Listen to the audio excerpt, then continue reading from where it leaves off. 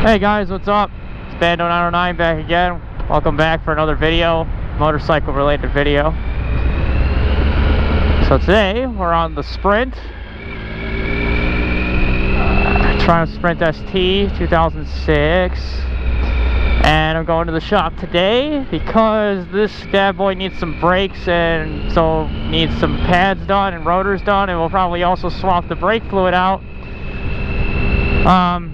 Considering it's a 12-year-old bike. It's not even that. The bike only has, it just rolled over 8,000 miles, but I just think somebody whoever owned it before I did, just did a number on these brakes.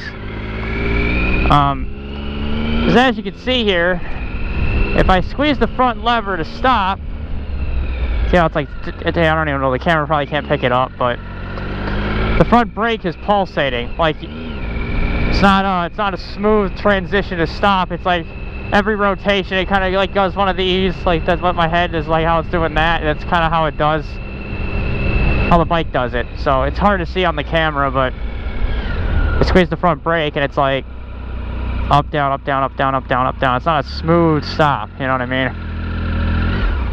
So I'm gonna go ahead and swap out the rotors and pads, because I think my one friend said it was probably the rotors is probably what's going on with it, and I kind of have to agree with that.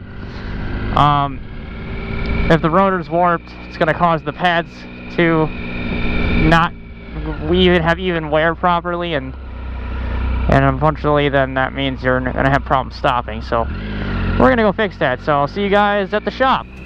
Okay guys, so we're back at the shop and we're just about to take the front tire off. First step for me would be to take this off. So let me get the sliders out of the way and then we'll move on to the next step. Okay. Axle slider has been removed. Second part you want to do is take the front fender off. You're going to need an Allen key, stick them in here. There's 4 bolts, 1, 2, 3, and 4. Take those off, move on to the next step. Okay, front fender has been removed. Next step, loosen these 2 bolts right here that make sure the axle doesn't back out. Okay, so now since we got those 2 out, you're going to need your axle tool, which is like, looks like this, and a socket, which looks like this, and pretty much take the 19mm end, slip it into here, and this is a 17 end, so you take a 17 socket, go ahead and place that on there, put your ratchet, and then you loosen the axle. But make sure the tire's on the ground or the tire will freely rotate and you won't be able to get it off.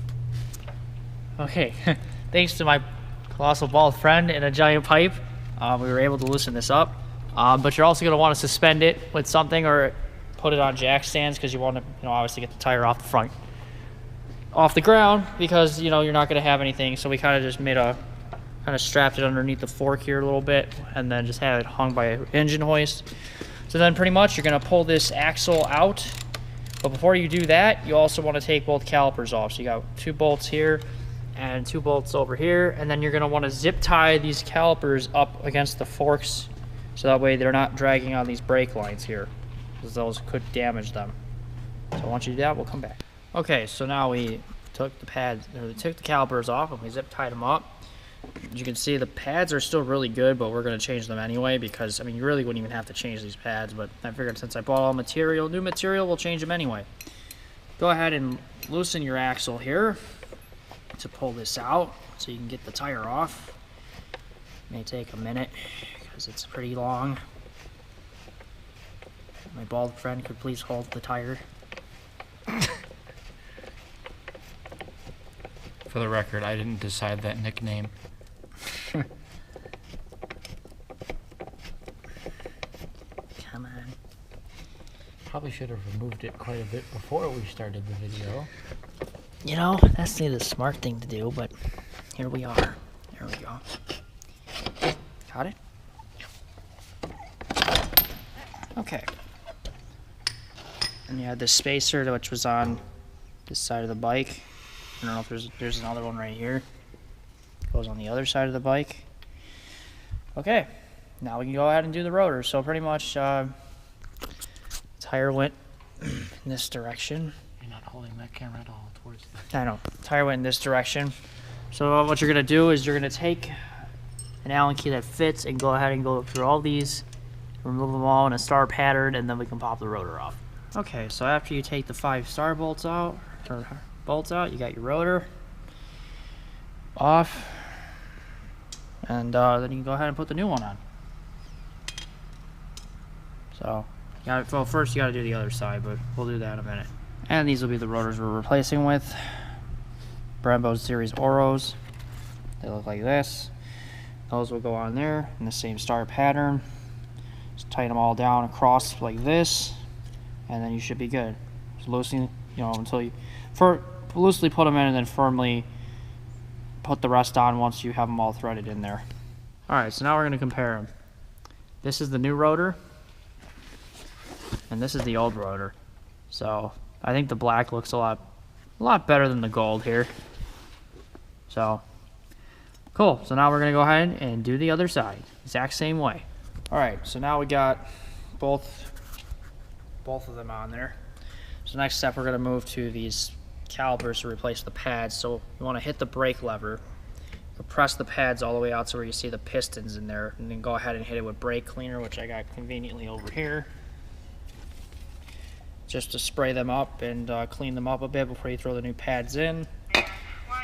Then take a flathead screwdriver and just go ahead and pry them apart again to get the pads out after you're done cleaning those up, and come back when we see them they're cleaned up. Alrighty then, so now since we went ahead and we hit brake cleaner, we cleaned these up, you're going to take that screwdriver again, like I said, push those pads out so they're loose. See, they're loose in here. And back here there's a Allen screw. Go ahead, take that out, slide this rod out. You should be able to then pull your pads clear out of the caliper. Okay, so now pads in on one side, pads in on the other, and cleaned them up. So now we're going to throw the tire back on and start putting this front end back together. Okay, so now we got the tire back on the ground. Calipers are reattached with the new pads in them. Rotors look good. I'm going to go ahead and tighten the axle back up completely with the tire on the ground so you don't have to worry about it spinning. Use a socket with an extended piece of leverage, such as a pipe, to make sure you get that tight enough on there. We'll be back in a second.